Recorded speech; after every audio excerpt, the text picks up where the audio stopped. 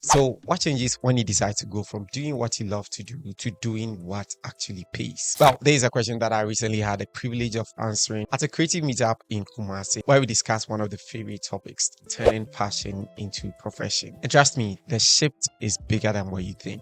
Let's talk about it. So recently I was invited by Meraki Channels to speak at an event, a creative meetup actually, where we discussed the topic turning passion into profession. And it was held at Vegas Lounge in Patasi, Kumasi. I shared a stage with some amazing creatives like Q, Majid of Aerovision, and one amazing artist manager called Kwasi Boateng. Surprisingly, we share the same name. And guess what? The meetup was full of creatives, entrepreneurs, fashion designers, UI UX designers, IT professionals. We had real conversations, asked questions, did some fun games, activities, and most importantly, we networked. So here are three of the most important things that we discussed, and I'm going to share that with you. And the first one has to do with the mindset shift. You see, when you're doing something as a hobby or something as a passion, there's no pressure. You're not on deadline. Nobody's pressuring you to deliver stuff. Nobody's on your neck.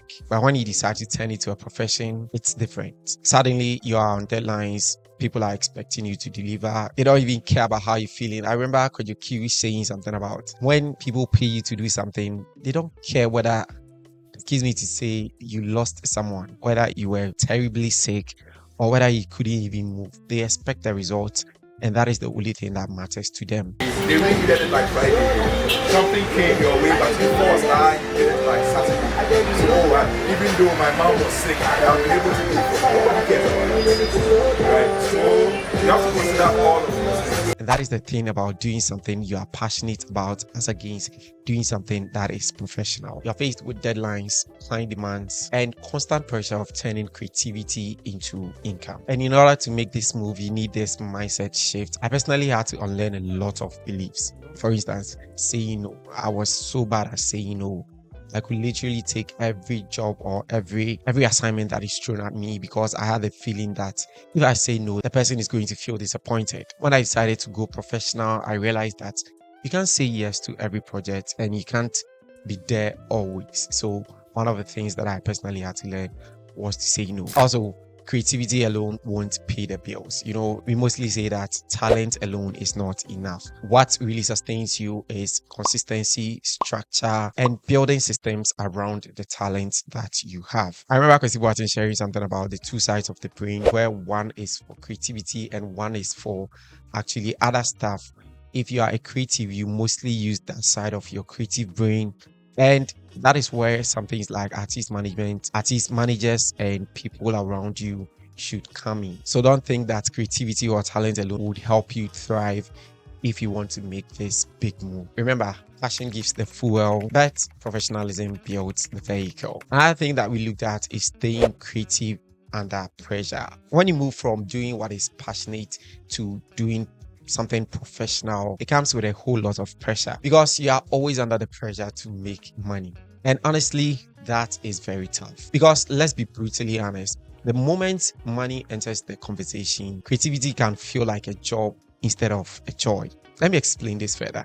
You see, when I started my YouTube channel, for instance, I used to create a lot of personal projects, and most of the tutorials that I even made were born out of these personal projects.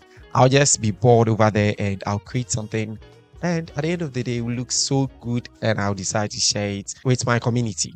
No pressure, okay, because nobody is validating it, nobody is approving it. But you move into something like the freelance space, and any work that you create, it has to be validated by the client before the approval. And sometimes, in as much as you would think that this already looks good, you could just easily go with this. The client might have another idea, or the people that you're working with might have another idea. And that can be so tough if you are doing this move. So how do you tackle this? The best point is to find the balance. And a good way to do this is always remembering why you started. You started doing this as a hobby or a profession. It's something that you already love doing it. Tie it to your professional journey. Make it look like that. Treat your professional works with the same level that you treat your personal works. Make it look as if you are doing personal work, though it is professional. In this way, you bring yourself to a point where you are not letting paycheck, money, or any other, like the brief that has been discussed, the people around, kill your creativity. And if you do this, you stay out of pressure and you don't have to overthink this as a job instead of a joy. Now, number 3, one of the things that even professionals face a lot: imposter syndrome. The problem with many creatives like myself is, regardless of where we get to, we don't see ourselves as professionals yet. Sometimes if you see somebody doing so well in their field, they can write better, they can design better, they can edit videos better. At the moment you tell them you are doing good, you can be doing this for money, they be like, but I'm not there yet. So in as much as people are seeing the good works that they are doing, they cannot see that themselves. And that is the problem and where imposter syndrome starts. So at the event, we spoke about this and how to break free from it. And I remember Koji Q speaking a lot on this. And he said something that was very valuable: own your value. And the explanation is very simple. If you are creating something that solves problems, that inspires people, or that communicates a message, trust me, you're already a professional. But the difference is, you have to believe in yourself first. And that is where the own your value comes in. There's no way anyone can make me feel confident about opening a bottle. Most creatives don't even believe in our abilities and capabilities. We don't even know the value that we carry. We walk into a room where people are looking up to us and we are looking down ourselves. And if you want to go professional with this, you're always going to get that imposter syndrome kicking somewhere. One thing you should know about imposter syndrome is that regardless of where you get to,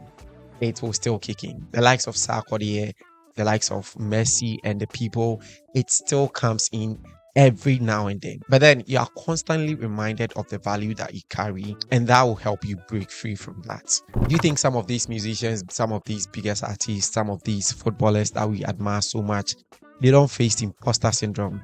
There are days they don't want to even show up on the field. But that is where discipline and that is where commitment comes in. You need to understand the value that you carry and how it is helping shape people's lives or inspiring them. So here's the biggest lesson from this event that I attended. Passion will start the journey, but professionalism is what will keep you in the game. That means you need to build consistency. You need to market yourself, show up, even on the days that you don't feel like today. When I woke up this morning, I didn't feel like recording this video, but I have to. That is what consistency and professionalism does to you. Most importantly, treat your craft with the respect that it deserves. You're a designer, you are a UX, UI designer, you write, you sing, or you perform, you are an artist. If you are not treating that craft with the respect that it deserves, the outside world will treat it like you are treating it. Sound professional. Learn from the big guys in your game. Move like them. Study their moves and go according to that way. But most importantly, make sure that you are learning, you are growing, and you are really doing, or you are really good at what you say you do. Because you can't package yourself like someone you are not. The market, time would definitely expose you. So to every creative watching this, if you came across this video, ECG. So to every creative watching this, here's my advice. Don't wait for somebody to crown you a professional. Start acting like one today. Put systems in place, invest in your growth, and keep showing up. Because the truth is, talent will open the door for you, but professionalism is what keeps the door open. A huge shout outs to Meraki Channels for the platform and to everyone who joined us at Vegas Lounge. It was really a great event and a very insightful one. I learned a lot and I'm glad I could connect with a lot of you over there. Don't forget to keep creating and also keep building. The August session of this event comes off at 30th August, the same place, 3 p.m. I'll put the flyer here and a link in the description if you want to register. If you show up at the event, tell Meraki that Innocent sent you over there. And it's free. So if you want to connect, if you want to have an insightful creator session whilst you play some games and have some fun, you need to attend this event live in Kumasi. Thank you so much for sticking around to watch this video. See you guys in the next video. It's Innocent here and bye.